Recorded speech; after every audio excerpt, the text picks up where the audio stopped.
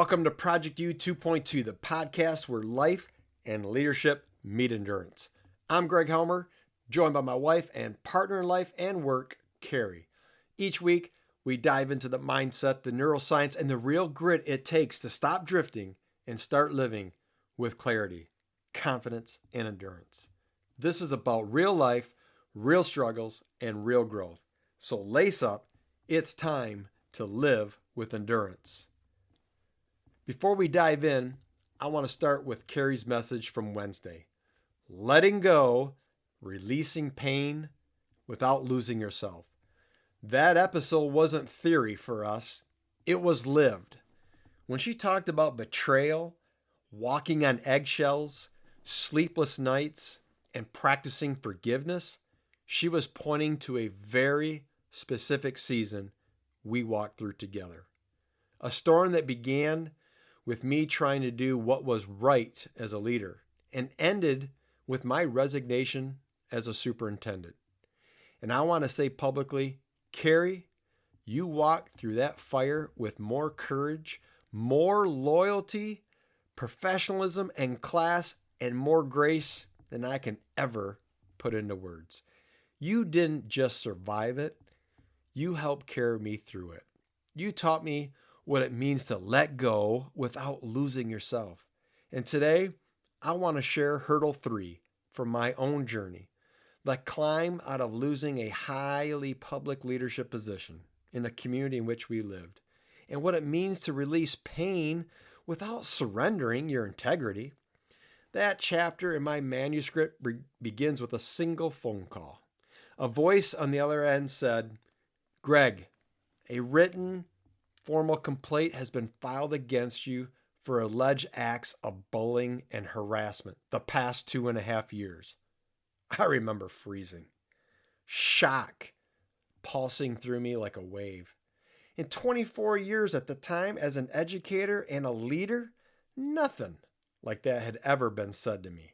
My entire career was built on lifting people up, not tearing them down, holding people accountable, but with grace. But from that moment until the day I actually resigned, disbelief and grief became my oxygen. And because I was a superintendent, a visible one, it didn't stay private. It became a story. November 14th, 2017, a date etched into me. As I wrote in the manuscript of my book, exploited by an unfortunate timeline of events and highly orchestrated collusion, I was railroaded into resigning from my beloved position as superintendent. I wasn't resigning because I feared responsibility. I resigned because the organization couldn't move forward under those toxic conditions. And the only thing I could fully control was myself. And so I stood before the Board of Education and I read a letter that we had crafted together as a governance team. And it said, in quote, "Sometimes the best thing a leader can do is step away and turn over the role to someone else. The issues that have manifested the past 9 months have become a major distraction to our most important focus: improving teaching and learning, inspiring excellence, building character, and impacting the future." That sentence cut deep because I loved that school district. I loved the people, the progress that we were making, the work that we had accomplished side by side, the curricular alignment, blended learning, a renewed sinking fund, a millage increase, balanced budgets, negotiated contracts. We had a high-performing administrative team that I helped build, and suddenly a narrative that wasn't true overshadowed all of it. The hardest part came after, and in the manuscript of my book I write, for 72 hours, and this is where it gets real, for 72 hours the grieving was painful. Painful because my heart was broken. Painful because I felt I'd let my family, friends, administrative team, Board of Education, and school community down. I will tell you, I cried harder than I did when I was diagnosed with a brain tumor. harder than any marathon finish. I cried in my sleep. Carrie told me that later, months later. We couldn't even eat. We couldn't rest. We held each other and shook. We mourned.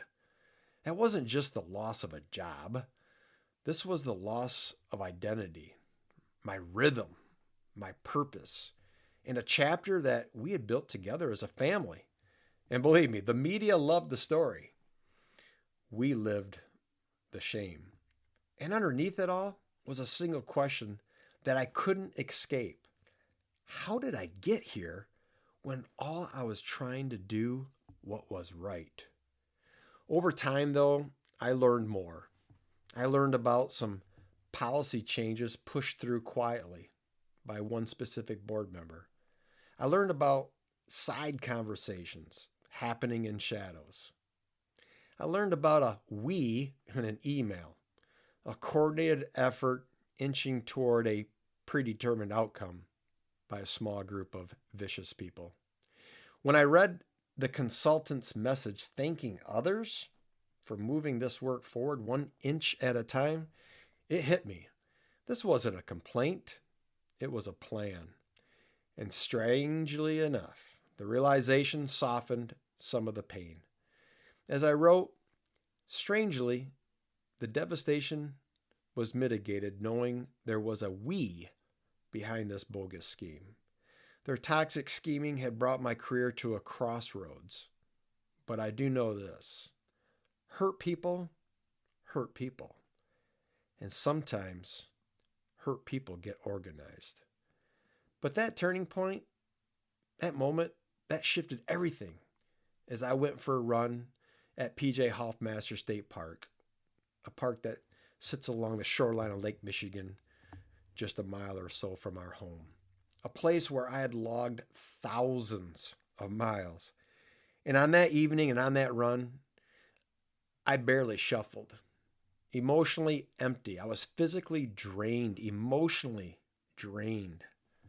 I stopped on the shoreline of Lake Michigan, looked out over the water, and said out loud, "What the hell has just happened?" And right there, something in me changed.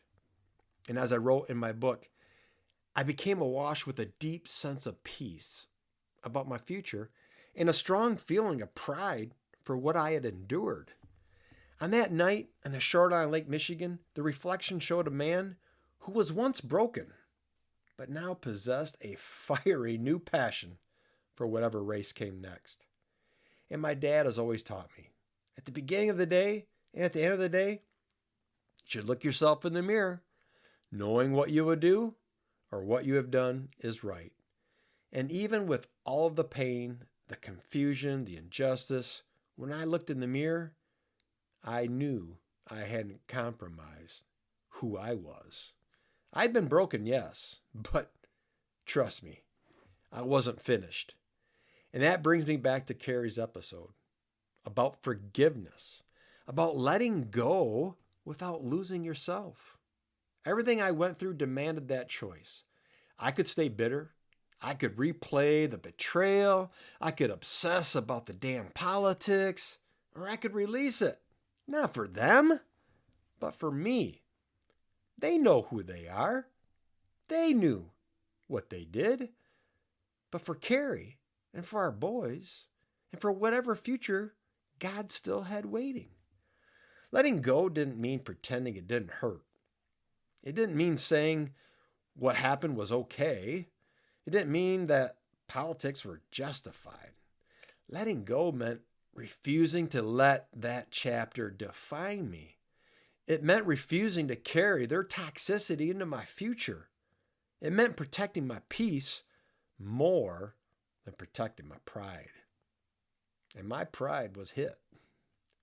And as I wrote later in my book, failure can be and should be a significant part of our success story. So the sooner we quit feeling sorry for ourselves, the better off we will be in utilizing the lessons of growth and seizing the new opportunities in front of us. You see, letting go isn't weakness. I believe it's leadership. It's endurance. It's self-respect. And maybe your story isn't like mine. Maybe your resignation wasn't public. Maybe the betrayal that you suffered wasn't political. Perhaps it was a relationship, an unfaithful spouse. But maybe you know what it feels like to lose something unfairly. Losing something unfairly, such as a relationship, maybe a job, a friendship, a community, maybe a dream of yours. If that's you, hear me clearly. You can let go of the weight without letting go of your worth. You can release the story without releasing your standards. You can walk away from a toxic chapter without walking away from who you are. So here's your challenge for the week. Name that hurdle. Name the wound or the betrayal that you keep replaying in your mind. Write a 1 or 2 sentence summary of it. Not the whole saga, just the heart of it. Then ask yourself one question. Is holding on to this helping me become who I am meant to be? If the answer is no, then choose one way to release it this week. Journal it, walk it out, pray about it, speak it out loud, and then write one sentence for your future. Because of what I have endured, I am now able to. And finish the sentence. That's your endurance. That's your hurdle 3. This has been Project U 2.2, where we don't quit, we don't coast, and we don't surrender. If today's message connected with something deep inside you, I'd be honored if you'd shared it with someone who's carrying their own heavy story. And remember, every Wednesday at 6:22 a.m., Carrie brings the compassion and wisdom that keeps us grounded. Until next time, stay strong, stay real, and keep living with endurance. See you at 6:22.